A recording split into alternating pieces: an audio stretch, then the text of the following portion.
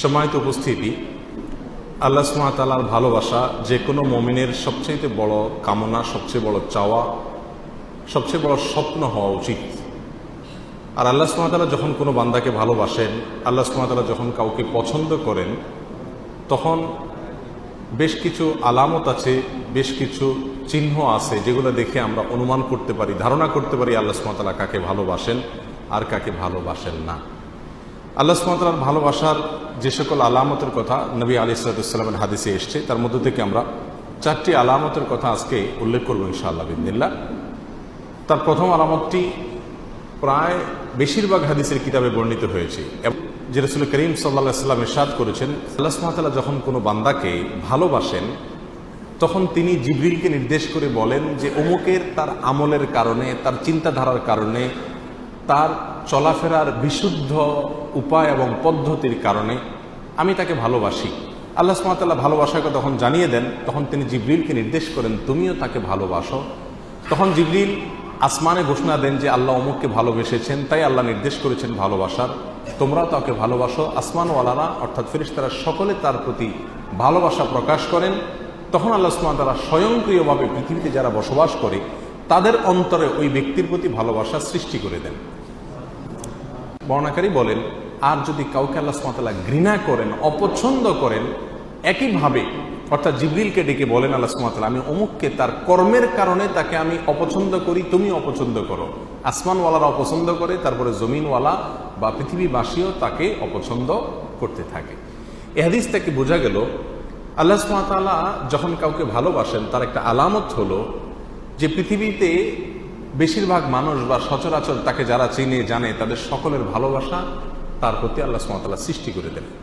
এখন আপনারা কেউ বলতে পারেন, তাহলে আমরা অনেক তথাকথিত তারকা, তথাকথিত জনপ্রিয় শিল্পী, বিভিন্ন সেক্টরের আমরা দেখি তারা খুব জনপ্রিয়, তাদেরকে মানুষ অনেক বেশি ভালোবাসে, তাদের অনেক ফ্যান ভক্ত পাওয়া যায়, তাহলে তার মানে কি এদেরকে আল্লাহ সুবহানাহু ওয়া তাআলা অনেক ভালোবেসেছেন, তাই জিবরিল ভালোবেসেছেন, তাই পৃথিবীতে সবাই তাদেরকে পছন্দ করে, তাদের ফ্যান ফলোয়ার আছে? ব্যাপারটি কি তাই? ব্যাপারটি তা না। আসলে এখানে জমিনওয়ালাদের ভালোবাসা বলতে মুমিনদের, ইমানদারদের, নেককারদের ভালোবাসা বোঝানো হয়েছে। যারা সৎকর্মশীল, যারা ভালো কাজ করতে চায়, যারা আদর্শবান, যারা মুত্তাকি, যারা পরহেজগার, এদের ভালোবাসা সচরাচর আল্লাহ সুবহানাহু ওয়া তাআলা এরকম ব্যক্তিকে দান করেন যে ব্যক্তি নিজে আল্লাহ সুবহানাহু ওয়া তাআলার কাছে প্রিয় হয়েছেন তার কর্মের মাধ্যমে। তখন ওই ব্যক্তিকে আল্লাহ সুবহানাহু ওয়া তাআলা অদৃশ্য এবং অবর্ণনীয় এক ভালোবাসা মানুষের অর্থাৎ মুমিনদের, মুত্তাকিদের অন্তরে আল্লাহ সুবহানাহু ওয়া তাআলা দান করে থাকেন। তাহলে ভালো মানুষেরা যাকে ভালোবাসবে, নেককাররা যাকে ভালোবাসবে, মুত্তাকিরা যাকে ভালোবাসবে, বুঝতে হবে এই লোকটাকে আল্লাহও ভালোবাসেন। এটা হলো আল্লাহর ভালোবাসার একটা আলামত, একটা নিশানা। আর এই জন্য আমাদেরকে জনপ্রিয়তা মানুষের কাছে চেয়ে বেড়ানোর প্রয়োজন নাই। এই হাদিস বলছে কেউ যদি চায় যে সকল ভালো মানুষেরা তাকে ভালোবাসুক, তাহলে সে ভালো পথে চলুক। সে ভালো পথে চললে আল্লাহ সুবহানাহু ওয়া তাআলাই তার প্রতি মানুষের ভালোবাসা সৃষ্টি করে দিবেন, তার প্রতি অটোমেটিক মানুষের ভালোবাসা সৃষ্টি আল্লাহ সুবহানাহু ওয়া তাআলা করে দিবেন। অতএব আল্লাহ সুবহানাহু ওয়া তাআলা আমাদের সকলকে মানুষের এরকম ভালোবাসা দান করুন যে ভালোবাসাটি আসলে আল্লাহর ভালোবাসাকে প্রমাণ করে। নাম্বার 2, আল্লাহ সুবহানাহু ওয়া তাআলা যখন কোনো মানুষকে ভালোবাসেন, কাউকে পছন্দ করেন, সেটা আমরা কিভাবে বুঝবো?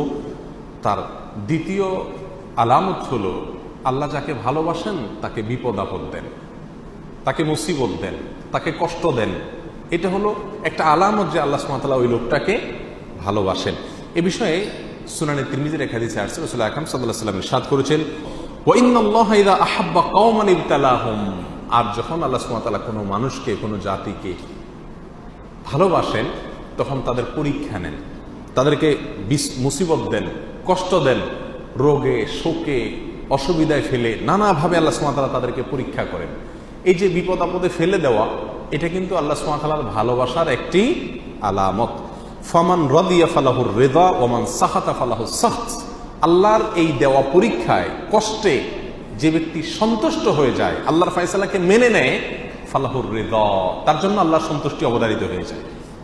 আর যে ব্যক্তি আল্লাহর এই ফয়সালায়, আল্লাহর এই কষ্ট দেওয়ায় সে অসন্তুষ্ট হয়ে যায়, আল্লাহর ফয়সালাকে মেনে নিতে পারে না, রিদা বিল কাদা, ইমানের গুরুত্বপূর্ণ একটা পয়েন্ট, এই বিষয়টি যে অর্জন করতে পারে না, বরং হাহুতাশ করে, অস্থির হয়ে যায়, গালমন্দ শুরু করে দেয়, আল্লাহর ফয়সালাকে সে অ্যাভয়েড করে, হ্যাঁ আল্লাহ আর লোক দেখে নেই, আমার উপরে সব বিপদ আসে, এই টাইপের কথাবার্তা বলে ফালাহুস সাখত, তখন ওই ব্যক্তির জন্য আল্লাহর পক্ষ থেকে অসন্তুষ্টি অবধারিত হয়ে যায়। আল্লাহ আমাদের মাফ করুন।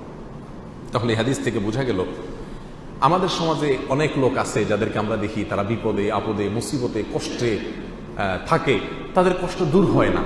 আমরা অনেক সময় বলে ফেলি যে এই লোকটা আল্লাহর কাছে কত অপছন্দনীয়, কত আল্লাহ তাআলার কাছে অপ্রিয়, কত বড় নাফরমান হলে তার বিপদ আপদ দূর হয় না, আল্লাহ একের পর এক বিপদে ফেলছে। তাহলে বোঝা গেল এরকম মন্তব্য করা এটা মূর্খতা সুলভ মন্তব্য, এটা কোনো মুমিনের মন্তব্য না। বরং হাদিস থেকে বোঝা যায় ইন্নাল্লাহ ইযা আহাব্বা আবদান ইবতালাহ, আল্লাহ কোনো মানুষকে ভালোবাসলে তাকে পরীক্ষা নেন, তাকে বিপদ দেন, তাকে মুসিবত দেন। আমাদের জীবনে যখন বিপদ আপদ মুসিবত আসবে, এই হাদিসটা আমরা মাথায় রাখি যে এর মানে হলো আল্লাহ আমাকে পরীক্ষা করছেন, মানে আল্লাহ আমাকে ভালোবাসেন। পরীক্ষা তো তার জন্য যে রেজিস্ট্রেশন করে, যে ভর্তি হয়, যে যাকে শিক্ষক বা শিক্ষা প্রতিষ্ঠান যাকে নিজের মনে করে তারই পরীক্ষা নেয়। যাকে নিজের মনে করে না তার পরীক্ষার কোনো ব্যবস্থা থাকে না। আল্লাহ সুবহানাহু ওয়া তাআলা যার পরীক্ষা নিচ্ছেন, যাকে বিপদে ফেলছেন, এর মানে হলো আল্লাহ সুবহানাহু ওয়া তাআলা তাকে নিজের মনে করেন। আল্লাহ তাআলা তাকে তার বান্দা হিসাবে টেস্ট করেন, যাচাই করেন। আল্লাহ আমার জন্য আপনি যে ফয়সালা করেছেন সেটা আমি নিজের জন্য যেটা ফয়সালা করছি তার চাইতে বেটার হবে, এতে কোনো সন্দেহ নাই। কারণ আমার ভালো আমি যতটুকু বুঝি আপনি তার চাইতে অনেক ভালো বুঝেন। অতএব আমার এই বিপদের মধ্যে কোনো কল্যাণ নিহিত আছে, এটাকে মেনে নিয়ে সন্তুষ্ট চিত্রে আল্লাহর ফয়সালাকে গ্রহণ করে নেওয়া, এটাই হলো মুমিনের পরিচয়। আল্লাহ সুবহানাহু ওয়া তাআলা আমাদেরকে ভালোবাসেন, তার প্রমাণ হবে আল্লাহর পক্ষ থেকে আমাদের জীবনে ছোট বড় বিভিন্নভাবে পরীক্ষা নেওয়া।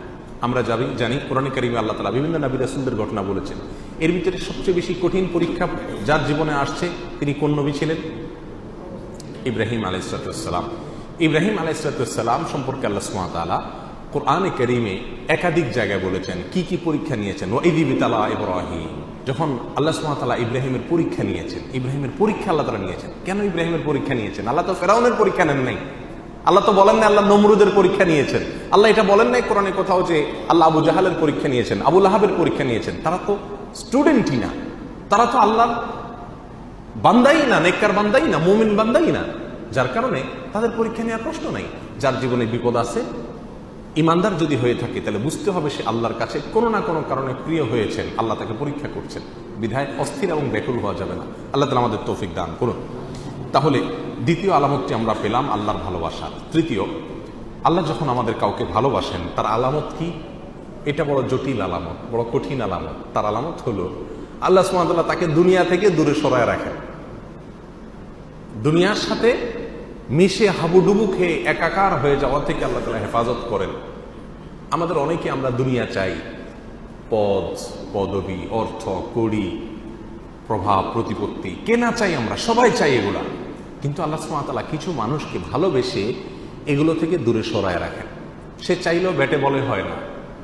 আল্লাহ সুবহানাহু ওয়া তাআলা তাকে দুনিয়া থেকে পরিকল্পিতভাবে বাই প্ল্যান ইচ্ছাপূর্বক আল্লাহ সুবহানাহু ওয়া তাআলা সরায় রাখেন। কেন? তার জন্য ওই জায়গায় গেলে ক্ষতি হবে। সে দুনিয়ার সাথে যদি মিশে যায় তাহলে সে ধ্বংস হয়ে যাবে। আল্লাহ সুবহানাহু ওয়া তাআলা তাকে বাঁচিয়ে রাখেন। এই প্রসঙ্গে সহিহ ইবনে হিব্বান, মুস্তাদরাক হাকিম, সুনানে তিরমিজি অনেকগুলো হাদিসের কিতাবে হাদিসটি বর্ণিত হয়েছে। রাসূল আকরাম সাল্লাল্লাহু আলাইহি ওয়াসাল্লাম বলেছেন, ইন্নাল্লাহা ইযা আহাব্বা আবদান হামাহুদ দুনিয়া কামা ইয়াহমি আহাদুকুম মারিদাহু আল মা লিয়াশফিয়া। তোমাদের কেউ, তোমাদের প্রিয়জনরা অসুস্থ হলে যেই রোগে পানি টাচ করলে অসুবিধা হবে তাকে যেরকম পানি থেকে তোমরা বাঁচিয়ে রাখো, আল্লাহ যখন কোনো মানুষকে ভালোবাসেন তার আল্লাহর ভালোবাসার মানুষটাকে আল্লাহ তাআলা দুনিয়া থেকে এরকম বাঁচিয়ে রাখেন, দুনিয়া থেকে আল্লাহ সুবহানাহু ওয়া তাআলা এরকম বাঁচিয়ে রাখেন। এখন চিন্তা করেন আপনার জীবনের যত অপ্রাপ্তি, আমাদের জীবনে যত অপ্রাপ্তি, যত চাওয়া আমাদের পূরণ হলো না, আল্লাহ সুবহানাহু ওয়া তাআলা যদি এটা আমাকে পরিকল্পিতভাবে ভালোবাসেন বিধায় আমাকে এখান থেকে সরিয়ে রাখেন, তাহলে আমি যা হারালাম তার সাথে পেলাম অনেক বড় কিছু।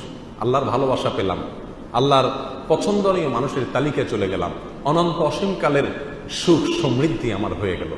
অতএব দুনিয়ার কোনো কিছু না পেলে মুমিন কখনো বিচলিত হয়ে পাগল করা হয়ে যাবে না।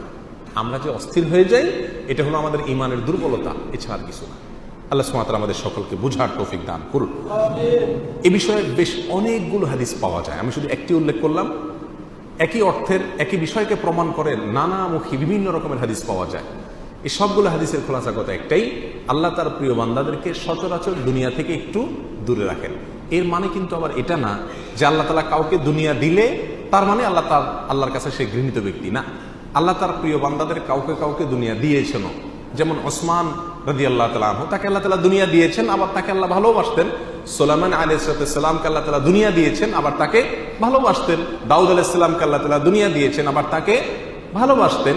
এভাবে বহু মানুষকে আল্লাহ সুবহানাহু ওয়া তাআলা দুনিয়া দিয়েছেন, আবার তাদেরকে ভালোবাসতেন। বিধায় যাদের পয়সা কড়ি আছে তারা সব আল্লাহর শত্রু এরকম মনে করারও কোনো কারণ নাই। তবে হ্যাঁ, সচরাচর বেশিরভাগ ক্ষেত্রে আল্লাহ সুবহানাহু ওয়া তাআলা যাদেরকে ভালোবাসেন তাকে দুনিয়া থেকে সরায় রাখেন। কারণ দুনিয়া যত দিবেন সে ভোগ করবে খুব সীমিত, হিসাব দিতে হবে অনন্ত অসীমকালে দাঁড়িয়ে অত্যন্ত কঠিন পরিস্থিতিতে।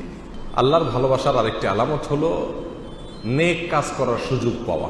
আল্লাহ যদি কাউকে নেক কাজ করার সুযোগ দেন, ভালো কাজ করার সুযোগ দেন, তৌফিক হয় ভালো কাজ করার, ভালো পথে চলার, এর মানে হলো আল্লাহ সুবহানাহু ওয়া তাআলা তাকে ভালোবাসেন। বিভিন্ন হাদিস থেকে আমরা জানতে পারি এই বিষয়টি। রাসূল আকরাম সাল্লাল্লাহু আলাইহি ওয়াসাল্লাম যেমন এক হাদিসে বলেছেন, আইয়ুরিদিল্লাহু বিহি খায়রান, আল্লাহ তাআলা কারোর কল্যাণ চান অথবা তাকে দিয়ে কল্যাণ করাতে চান, ইউফাক্কিহু ফিদ্দীন, তাকে দ্বীনের বুঝ, দ্বীনের নলেজ, দ্বীনের ইলম আল্লাহ তাআলা দান করেন। দ্বীনের ইলম পাওয়া, ভালো কাজ করতে পারা, ইবাদত করতে পারা, এটাও আল্লাহ সুবহানাহু ওয়া তাআলার ভালোবাসা পাওয়ার অন্যতম একটি আলামত এবং লক্ষণ। আল্লাহ সুবহানাহু ওয়া তাআলা আমাদের সবাইকে তার প্রিয় পাত্র হওয়ার তৌফিক দান করুন।